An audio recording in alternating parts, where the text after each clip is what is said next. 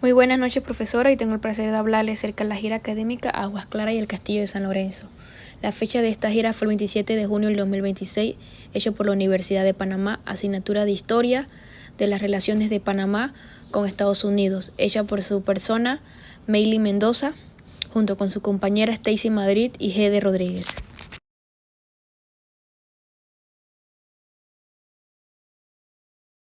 Aguas Claras, hablaremos sobre el documental que se nos presentó. Esto empieza con el recorrido que explica toda la historia, que comienza con el intento francés, luego sigue con la construcción por parte de los Estados Unidos, luego nos vamos al tratado que traspasó en el año 1999, de ahí nos vamos a conocer hasta la ampliación realizada en el 2007 y el 2016, y termina detallando el funcionamiento actual, además los beneficios que ayudan al ambiente, según el diseño que se hizo. Desde este lugar se observan las tres cámaras de las esclusas, parte desde el lago Gatún y al fondo de las esclusas antiguas. Circula todo tipo de buques, ya sea petroleros o los buques de Neux Panama. Peter Ollendorf, buque granalero de Neux Panama, diseñado especialmente para pasar por la ampliación. Transporta materias primas como grano, minerales y cemento. Necesita como 3 o 4 remolcadores para entrar de manera alineada dentro de las cámaras. Su paso muestra cómo se aprovecha el máximo tamaño de las esclusas nuevas. Sendero tropical del Atlántico de Aguas Claras. Camino señalizado con pasarelas y escaleras seguras. Un entorno muy verde y fresco y denso, típico de un bosque tropical húmedo. Las reglas son sencillas, no hay baño adentro. Hay 3 niveles de escalera. Está prohibido fumar, no salirse por donde está señalizado que es el camino, ni alimentar los animales, y sí se permite cámaras. Dentro del sendero podemos ver todo tipo de carteles por el camino que hablan sobre los árboles de Panamá, el barrigón, el velario, entre otros. También podemos ver los tipos de animales que hay. Yo tuve el placer de ver la mariposa azul morfo, es muy hermosa. También habla que hay monos, aullador, perezoso, tucanes, entre otros. Y un mensaje muy importante que se dio al final: este bosque protege la cuenca y el agua es el combustible principal para que funcione todo el canal de Panamá. Mini mercado de Agua Clara. Para muchos, este es al final del recorrido. Este contiene productos 100% panameños artesanales y con una identidad nacional, con una calidad muy alta, por eso los precios son un poco elevados. Aquí vamos a encontrar camisetas, gorras, bolsas, botellas, libros, adornos, artículos motivados del canal. Y de verdad es muy recomendable pasar por ahí y llevarse algo, aunque sea pequeño, de nuestra cultura. Mirador y torre de control. Espacio oficial de observación y operación. Permite ver el paso del buque, como en este caso fue el de Neux Panama. Funciona con la dirección desde la torre de la ACP. Muestra la ingeniería y la Organización Mundial del Canal. Este es uno de los puntos más importantes, el mirador y la torre de control. Aquí, con la dirección de la Autoridad del Canal de Panamá, se vigila y se coordina cada movimiento. Como vimos en el momento en que pasó este gran buque, el sistema permite observar cómo funcionan las esclusas en vivo, los remolcadores ayudan, se mantiene la precisión y todo se controla para que sea seguro y eficiente. Es la prueba de que la ampliación duplicó la capacidad, reciben barcos mucho mayores y todo se coordina desde la zona central. Buenas noches, mi nombre es Gede Rodríguez y vamos a hablarles sobre el Castillo de San Lorenzo del Real de Chagres. Hace más de 400 años este histórico lugar fue testigo excepcional del paso de inmensas riquezas, grandes imperios y rutas estratégicas que unieron dos océanos. Hoy en día, esta gran historia es compartida gracias a la labor del Patronato de Portobelo y San Lorenzo, una organización sin fines de lucro conformada por la alianza de entidades públicas y organizaciones privadas, la cual está formalmente encargada de mantener, conservar, preservar y realizar la puesta en valor de las fortificaciones de la costa Caribe de Panamá. Al dar la bienvenida al Castillo de San Lorenzo del Real de Chagres, se ingresa a una parte esencial de las fortificaciones de la costa Caribe panameña, un sitio oficialmente declarado Patrimonio Mundial por la UNESCO y se encuentra rodeado por la biodiversidad del Parque Nacional San Lorenzo. Aunque muchas personas lo conocen popularmente bajo el nombre de Fuerte de San Lorenzo, su denominación correcta es oficialmente el Castillo de San Lorenzo, el Real de Chagres. Esta imponente estructura fue construida por la colonia española a finales del siglo XVI, en un punto geográfico sumamente estratégico y justo detrás de la desembocadura del río Chagres. Dicha ubicación no fue casualidad, ya que permitió a la corona española proteger esta vía fluvial tan importante, la cual era parte esencial del histórico Camino de Cruces. Este camino conectaba directamente el Mar Caribe con la ciudad de Panamá en el Océano Pacífico y junto con el llamado Camino Real conformaban las dos rutas principales que permitieron transportar el oro, la plata y las diversas mercancías provenientes de toda Sudamérica para ser enviadas de manera segura hacia España. En este sistema de defensa, las fortificaciones de Portobelo protegían específicamente el Camino Real, mientras que este emblemático castillo se encargaba de proteger el Camino de Cruces. Debido a su valor e importancia, este sitio se convirtió en el blanco de numerosos feroces ataques perpetrados por piratas y corsarios de distintas nacionalidades, incluyendo navegantes franceses, holandeses, portugueses e ingleses. Entre las figuras más conocidas de estos asaltos destacan personajes como Francis Drake, Henry Morgan, William Parker, Joseph Bradley y Edward Vernon. La cronología de estos ataques destructivos comenzó en el año 1596, cuando Francis Drake atacó y destruyó por completo el primer castillo. Posteriormente, en el año 1671, el pirata Henry Morgan logró capturar la fortificación mediante la ejecución de un ataque combinado que atravesó tanto el mar como la selva.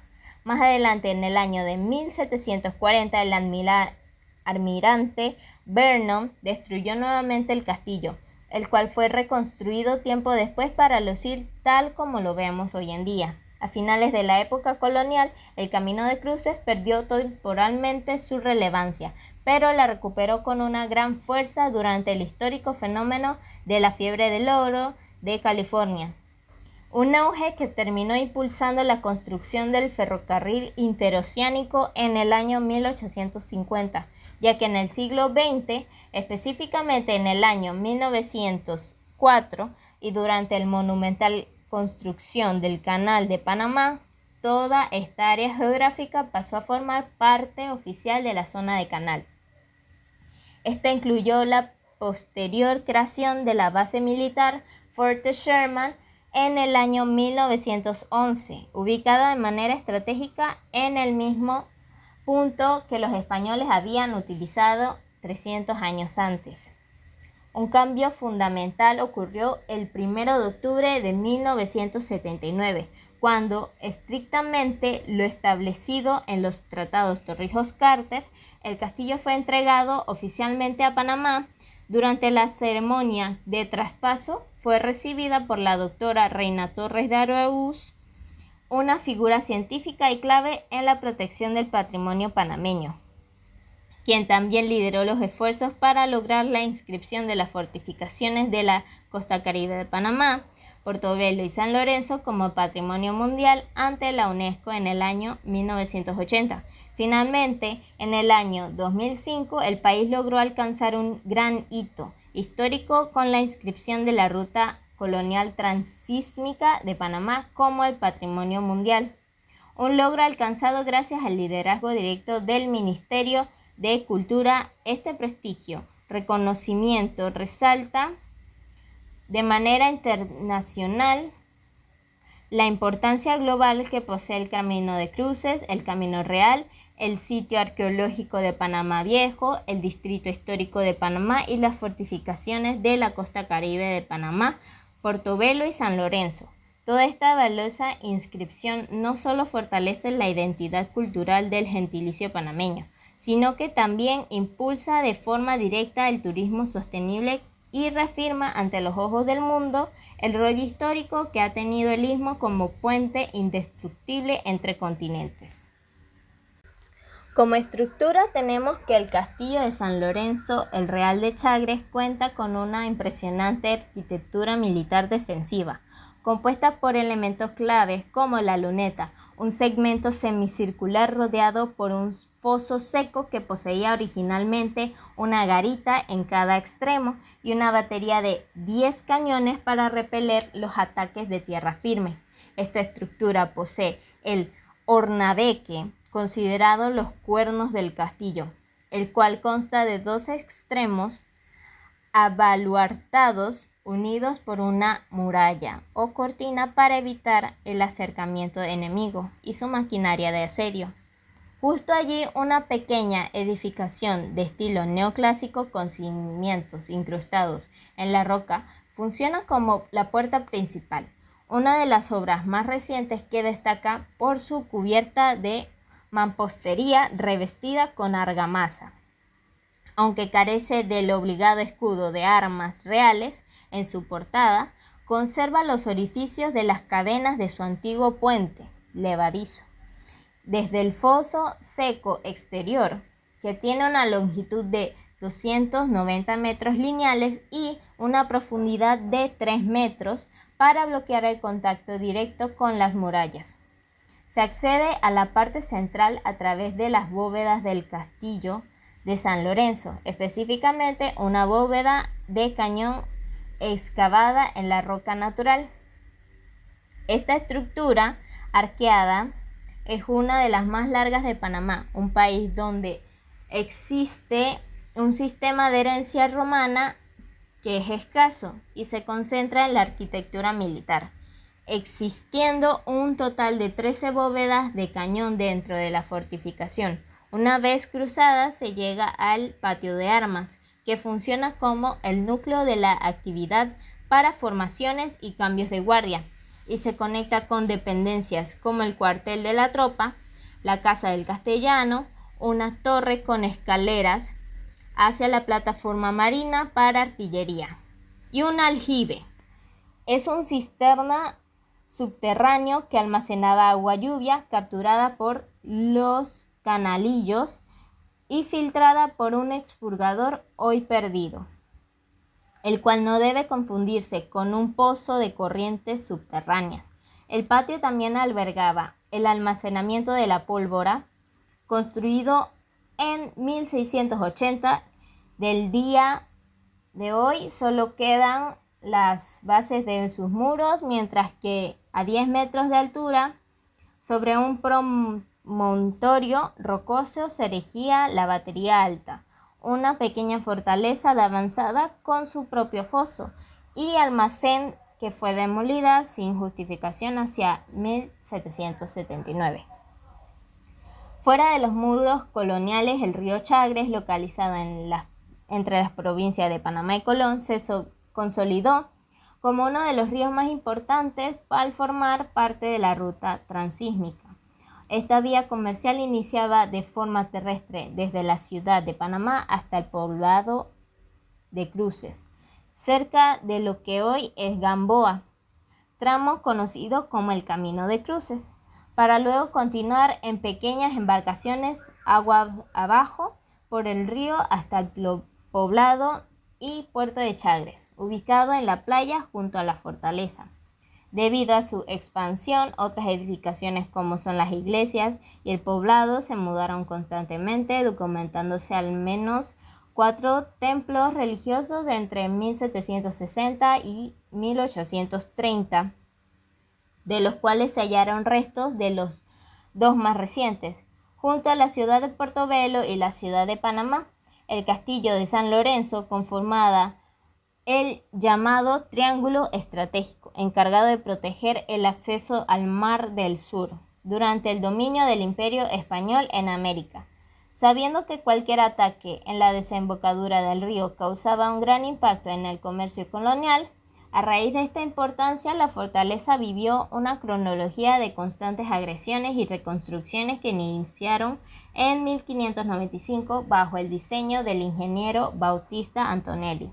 En 1596, en plena construcción, el castillo sufrió el ataque del pirata inglés Francis Drake y su capitán Thomas Baskerville, terminando de edificarse tras varios intentos hacia 1599. El segundo castillo fue destruido en 1671 cuando Joseph Bradley y su capitán de pirata galés Henry Morgan tomó el fuerte, demolió las murallas, quemó los edificios y destruyó la plataforma y torres proyectadas por Antonelli. Ante esto, en 1672 el presidente Antonio Fernández de Córdoba mandó a construir el tercer castillo de San Lorenzo, levantando una nueva fortaleza en el emplazamiento actual para 1677. Sin embargo, en 1740, el inglés Vernon bombardeó San Lorenzo por 2 días y lo... Muy buenas tardes, profesora. Mi nombre es Stacy Madrid y a mí me corresponde hablarle sobre la provincia de Colón. Vamos a empezar con lo que es la fundación. Oficialmente fue fundada el 27 de febrero de 1852 sobre la antigua isla Manzanillo. Se le da el nombre a Colón por homenaje al navegante Cristóbal Colón. La provincia de Colón está ubicada en la costa caribeña de Panamá y es una de las regiones más importantes del país por su riqueza histórica, cultural, económica y estratégica. Como punto importante tenemos de que antes de que llegaran los europeos, en el territorio que hoy conocemos como la provincia de Colón estuvo habitada por diversos pueblos indígenas pertenecientes principalmente a la área cultural del Caribe panameño.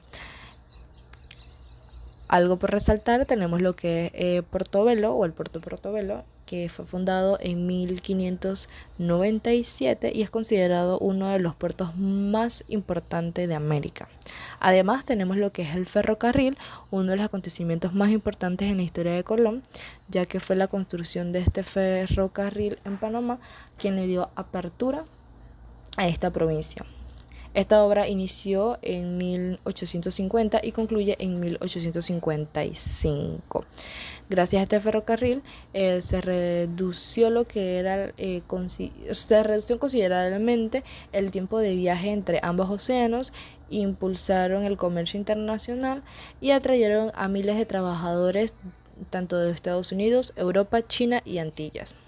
Lamentablemente dentro de esta construcción se dieron diversas muertes por enfermedades tropicales que hoy conocemos como malaria y fiebre amarilla. Además, la construcción del Canal de Panamá también le da puertas abiertas a una etapa muy experimental de lo que fue Colón, ya que se da el crecimiento de la población, construcción de los barrios, la llegada masiva de trabajadores antillanos, expansión del comercio y lo que fue el desarrollo de nuevos puertos.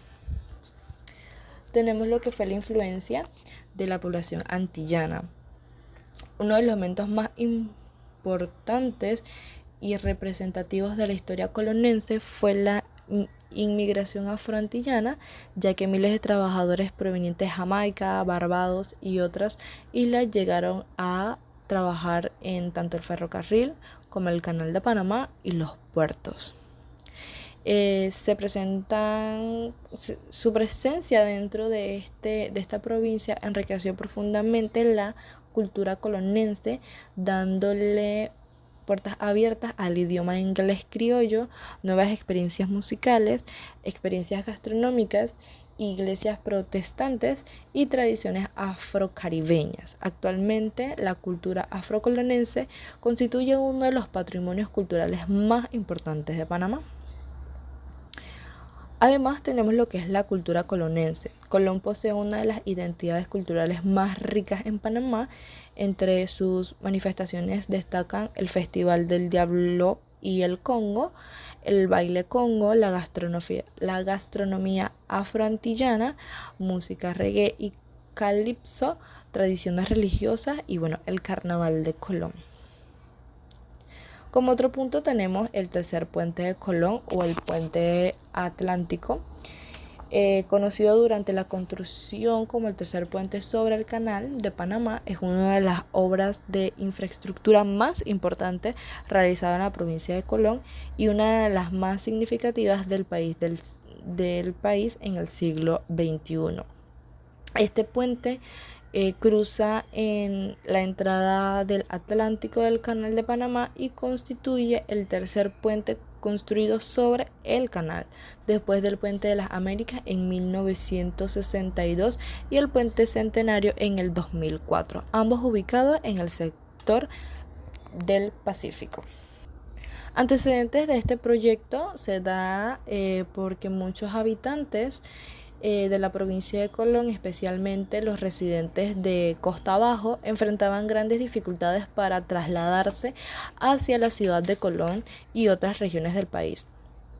El cruce del Canal de Panamá dependía principalmente del puente vehicular ubicado en las esclusas de Gatún, cuyo uso estaba condicionado al paso de los barcos, y esto ocasionaba largas esperas, congestionamiento y retraso que afectaban la movilidad de las personas y el transporte de mercancía y desarrollo de ella. Además, tenemos como origen de las viviendas. Si conocemos de Colón, nos damos cuenta que su estructura está muy deteriorada, pero todo esto viene de hace mucho tiempo. Así que un poquito de su origen. Hay que mencionar que Colón comenzaron a construir alrededor de 1850, cuando se fundó la ciudad sobre la antigua isla Manzanillo. Debido al clima tropical que se daba en ese momento, las frecuentes lluvias y en el terreno pantanoso que se encontraban, fue necesario diseñar edificaciones adaptadas a estas condiciones ambientales. Por muchas razones, las casas fueron construidas sobre pilotes o bases elevadas para evitar inundaciones y mejorar la circulación del aire, asimismo permitiendo el uso de la madera, que en esos momentos era el material principal para construir, ya que era abundante, ligera y permitía una construcción más rápida. Dentro de todo esto se encuentra lo que es el patrimonio arquitectónico.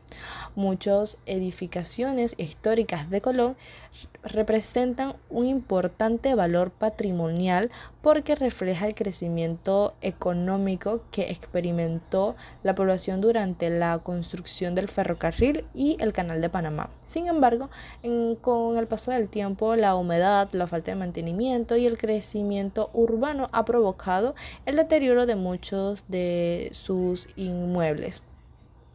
En estos últimos años se han impulsado programas de restauración y rehabilitación del casco histórico con el propósito de conservar este patrimonio arquitectónico y promover el turismo cultural dentro de esta provincia. Algunas características que podemos mencionar de esta arquitectura fue la construcción principalmente con madera, las edificaciones de 2 o 3 niveles, los amplios balcones frontales, grandes ventanas para favorecer la ventilación natural, los techos altos para ayudar con la disminución del calor y los corredores exteriores que protegen la lluvia y del sol.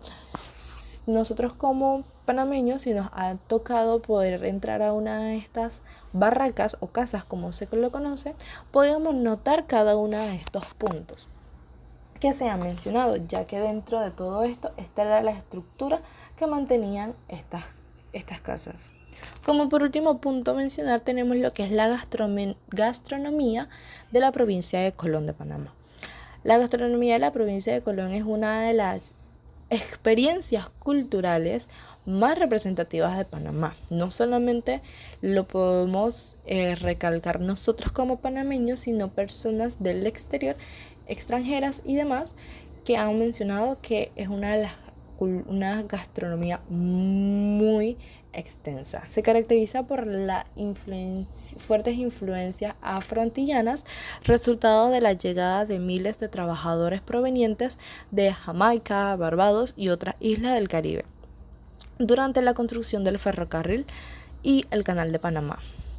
Estas comunidades aportaron ingredientes, técnicas culinarias y recetas que, al mezclarse con las tradiciones indígenas y españolas, dieron origen a una cocina rica en sabores, aromas y colores también. Uno de los rasgos más distintivos de la cocina colonense es el uso de los productos frescos del mar, como el pescado, camarones, cangrejos, caracoles y otros mariscos debido a la ubicación costera de donde se encuentra la provincia.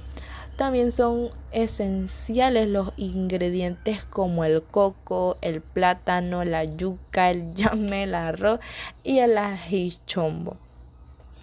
Y también un chile picante que aporta un gran sabor bastante característico por estas personas que preparan este tipo de comidas. Sin dejar afuera también lo que es la leche de coco, que todos conocemos que es utilizada para cocinar tanto arroz como sopa y guisos, proporcionados un sabor bastante suave y una textura bastante cremosa. La influencia de los afroantillanas en la cocina colonense representa más que una receta, es una herencia viva de la cultura afrocaribeña. Muchas de estas recetas fueron transmitidas de generaciones en generaciones por las familias antillanas que restablecieron la provincia durante el siglo XIX y el siglo XX. Estas preparaciones conservan técnicas tradicionales como la cocción lenta de carne y pescado, el uso de las especies naturales y la combinación de ingredientes dulce y salado, además de satisfacer una necesidad alimenticia. La gastronomía colonense forma parte de la celebración familiar, festiva religiosa y eventos culturales, convirtiéndose en un elemento fundamental de la identidad y la provincia. Por mencionar, tenemos algunos platos típicos de la provincia de Colón. Tenemos el rondón, es considerado uno de los platos más representativos de Colón. Su nombre proviene de la expresión inglesa rondun. Hace referencia a la mezcla de diversos ingredientes disponibles en la cocina. Se prepara con leche de coco, pescado, marisco, plátano verde, yuca, ñame, otoe y otros tubérculos. Todos los ingredientes se cocinan lentamente hasta obtener un caldo espeso y muy aromático. Es una de las recetas de origen afroantillano que simboliza la riqueza gastronómica del Caribe. Otro que podemos mencionar, que tuvimos la oportunidad de probarlo dentro de la gira, es el Honey Hot. Es uno de los platos tradicionales de Colón. Su origen se remonta a la época de la esclavitud, cuando los trabajadores preparaban una comida utilizando los ingredientes disponibles en una sola olla, un solo encuentro. Actualmente se elabora con arroz, bacalao, camarones secos, rabitos de cerdo y diversas especies. Su sabor intenso y su alto valor nutricional lo convirtieron en una de las comidas más apreciadas por la población colonense. Tenemos el sao, es uno de los platillos más populares, especialmente durante los finales de las fines de semana y las festividades. Consiste en patas y ocasiones rabitos de cerdos cocidos y posteriormente marinados con limón, vinagre, cebolla, pepino y abundante ají chombo. Se sirve frío y es muy comestible con aperitivos y comidas informales. Esto lo podemos encontrar en una esquina, en cualquier festividad panameña que queramos ver. Siempre vamos a encontrar un sao bien preparado, haciendo representación a lo que es la gastronomía colonense. Además, y por no poder dejar de último, el arroz con coco. El arroz con coco es uno de los acompañamientos tradicionales de la cocina colonense. Se prepara cocinando el arroz con leche de coco, lo que le proporciona un sabor ligero, dulce y una textura bastante cremosa. Generalmente acompañado con pescado frito, camarones, cangrejos o otros mariscos. y el tradicional que todos conocemos, pescado frito con patacones. Gracias a la abundancia de especies marinas, el pescado fresco es un alimento esencial en lo que es la provincia de Colón. Se sirve acompañado de patacones, ensalada y arroz con coco. Constituye uno de los almuerzos más tradicionales de la provincia. Además, la gastronomía de Colón representa mucho más que un conjunto de recetas tradicionales. Constituye una de las manifestaciones de la historia y la identidad cultural de esta provincia. Cada plato refleja el encuentro entre las culturas indígenas, españolas y afrontillanas, evidenciando el proceso histórico que vivió la región desde la época colonial hasta la construcción del Canal de Panamá. Las recetas han sido transmitidas en generación en generación y continúan formando parte del festival, reuniones familiares y celebraciones religiosas. Asimismo, la cocina colonense constituye el turismo gastronómico en Panamá, ya que numerosos visitantes llegan a nuestro país a degustar estos platos que tradicionalmente conocemos como riqueza cultural que caracteriza a lo que es el Caribe panameño.